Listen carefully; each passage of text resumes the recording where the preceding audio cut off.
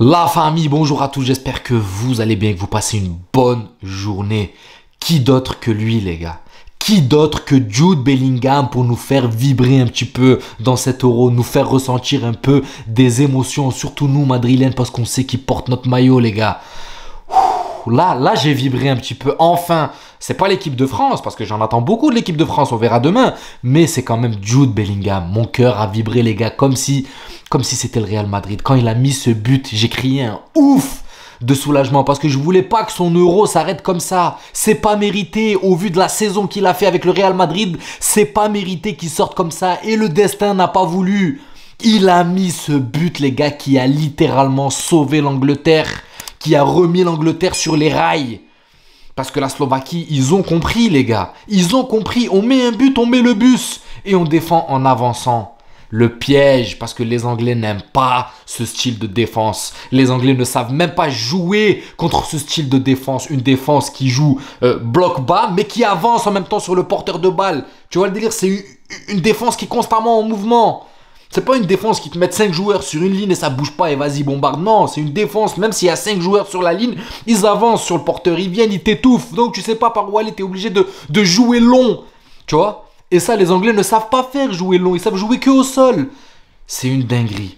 Mais ils ont réussi à déjouer grâce à Bellingham au terme du temps réglementaire, les gars, avec le temps additionnel. C'était... Voilà, franchement, les gars, j'ai ressenti un peu d'émotion parce que j'étais blasé. Je vais pas vous mentir, j'étais blasé de voir cette Angleterre sortir, les gars. Ils méritent pas. Enfin, ils méritent dans leur jeu parce qu'ils ont rien prouvé. Ils ont rien procuré. Mais Bellingham ne mérite pas, les gars. Je suis désolé, Bellingham, je dis ça, ok, en tant que Madrilène. Mais il mérite pas, les gars, de sortir comme ça. On est d'accord, les frères. Franchement, tout ce qu'il a fait cette saison, la combativité qu'il a, ok, il a fait 1 ou 2 matchs un peu merdiques sur cet Euro. Mais rappelez-vous, c'est lui qui met ce coup de casse sur ce premier match, les gars, qui qualifie l'Angleterre en 8e. D'accord? Qui permet de faire, justement, à l'Angleterre d'avancer. Et là, les gars, il met ce but salvateur qui remet l'Angleterre sur de bons rails. Et puis derrière, Harry Kane, pendant la prolongation, qui vient crucifier cette équipe de Slovaquie. Mais cette équipe de Slovaquie, les gars, elle n'a pas démérité. Parce que clairement, quand la prolongation a repris et qu'il y a eu ce but de Harry Kane, je me suis dit, ça y est les gars, pour moi, ils vont être atteints moralement. Ça va être très compliqué d'aller chercher au bout de leurs ressources. Et au final, les gars, ils ont poussé jusqu'à la dernière minute. Moi, j'ai même cru un moment à l'égalisation. Mais les Anglais ont réussi à retrouver un petit peu ce second souffle qui leur a permis de rester solide jusqu'au bout. Mais maintenant, j'ai quand même des choses à reprocher à Southgate. Southgate, je suis désolé les gars, il est trop dans... On pique et on s'arrête, tu vois. On pique et on s'arrête. Si on arrive à faire quelque chose, on pique et on s'arrête. Parce que quand tu gagnes 2-1 et que tu es l'Angleterre et que tu joues contre cette Slovaquie qui t'a certes effrayé, tu dois aller appuyer, mettre le coup de massue, les terminer. Parce qu'ils sont cuits psychologiquement. Mais toi, tu leur laisses l'espoir de revenir, frère. Tu leur laisses en fait de se recréer un peu de volonté, tu vois, de motivation. Et c'est ce qu'ils ont fait. Ils ont recréé de la volonté, de la motivation. Et ils sont repartis piquer cette équipe d'Angleterre. Et ça aurait pu tourner au drame. Il y a beaucoup de choses qui ont fait que voilà, la Slovaquie, certes, a poussé. Mais heureusement, voilà, heureusement que l'Angleterre est restée quand même solide. Maintenant, dans le jeu, on va pas se mentir, les gars, il y a des changements qui ont été très décisifs. Et je vais déjà commencer par Cole Palmer. Cole Palmer, ça fait depuis le début de l'Euro qu'on comprend même pas pourquoi il est sur le banc, les gars.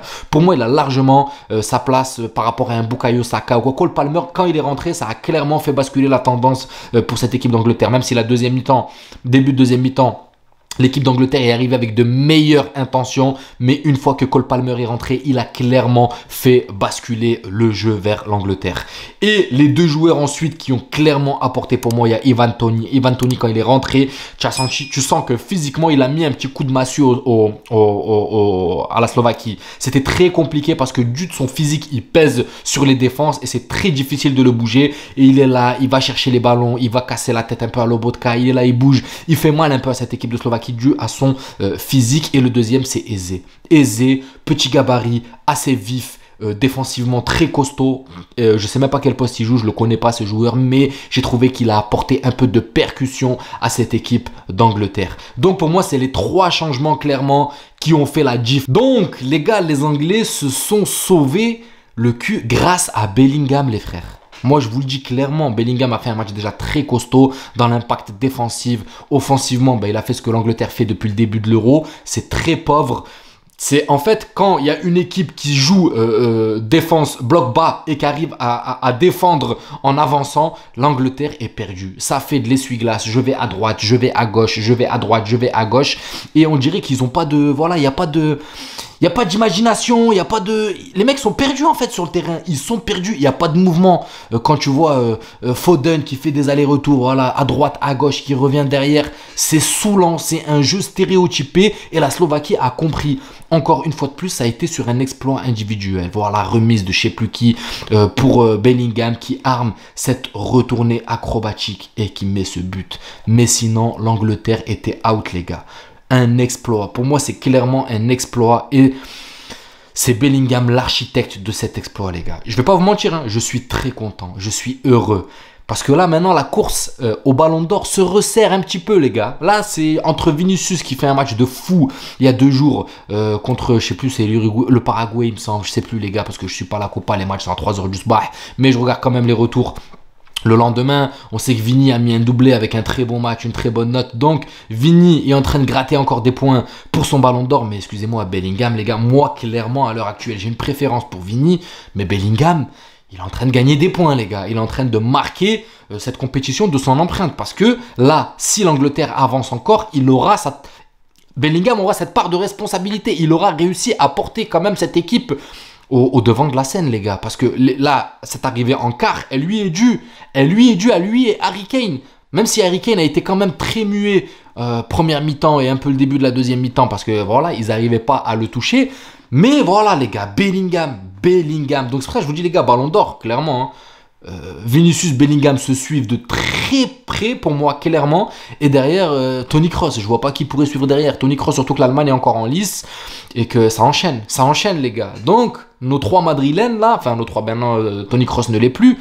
Ils se suivent de très près dans la course au Ballon d'Or, les gars. Je vais pas vous mentir. Et c'est très compliqué à départager. En tout cas, moi, mon choix n'est pas encore fait. Comme je vous l'ai dit, j'ai une préférence pour Vinicius parce que voilà, c'est le petit chouchou. Voilà. Mais Bellingham arrive très très fort, les gars. Il fait très très mal. Et quand tu vois la qualité de ses buts, hein, cette tête, les gars, bam, coup de casque sur ce premier match de l'Angleterre. Et là, ce but magnifique, ce ciseau retourné, voilà, où il vient, en fait, elle vient là-bas, elle est un peu dans le dos, tu vois. Ça veut dire qu'il doit venir faire demi-tour, se retourner et tout. Non, franchement, le but est exceptionnel. Bon, il n'y a pas la finesse technique d'un Cristiano Ronaldo ou quoi, mais il y a quand même un très beau geste qu'on va pas sous-estimer, les gars. Donc je suis content, je vais pas vous mentir, je suis heureux que Bellingham ait ce but. Vous me regardez devant ma télé, les gars, j'étais comme un gamin. C'est comme si c'était la France qui jouait, les gars. J'étais en feu comme si c'était le Real Madrid. J'étais en train de transpirer, j'étais dégoûté. Ma femme m'a dit, mais qu'est-ce qui t'arrive, pourquoi tu cries le Real Madrid joue pas? Je dis, bébé, le Real Madrid, ça fait un moment qu'il a arrêté de jouer. Là, c'est les équipes. Bon, ma femme ne connaît pas. Mais j'étais comme un fou furieux devant la télé, les gars. Je vais pas vous mentir. Et quand Bellingham met ce but, j'ai retourné la maison, les gars. J'ai retourné la maison. Ma fille qui dormait, une fois de plus, je l'ai réveillée. Mais c'est le foot. Et enfin, on commence à vivre un peu des émotions. Enfin, un peu le cœur qui palpite. Enfin, et pourtant, c'est que l'Angleterre. Donc maintenant, demain, les gars, je reprends le boulot. Ça fait 2 mois que je suis en vacances. Comme vous savez, j'ai arrêté l'armée. Et là, je reprends mon boulot pour la première fois. Je retourne dans le civil, premier taf que je reprends dans le civil. J'allais pas faire de vidéo, mais je me suis dit, vas-y, je vais la faire parce que là, Bellingham a fait du sale. Donc, souhaitez-moi bon courage pour, j'ai pas envie de dire ma reprise. Si, ma reprise de taf, mais demain, c'est ma première prise. Voilà, premier jour de taf. Et je me lève à 5h30, les gars. Donc, voilà, souhaitez-moi bon courage. Je suis content pour Bellingham. Et j'espère que la France va faire du sale demain face à la Belgique. Je sais qu'il y a des Belges qui me suivent, madridista, je sais que t'es un frérot, tu me suis tout le temps, t'es tout le temps le premier à commenter et tout. Bon frère, là demain c'est la guerre frérot, qu'est-ce que tu veux que je te dise? Je t'aime beaucoup, je t'apprécie, j'aime bien, t'es toujours là à commenter dans ma vidéo. Mais demain, on est bons amis, bons enfants, mais j'espère que vous allez perdre les frères. Prenez soin de vous et je vous dis à la prochaine vidéo. Ciao la famille.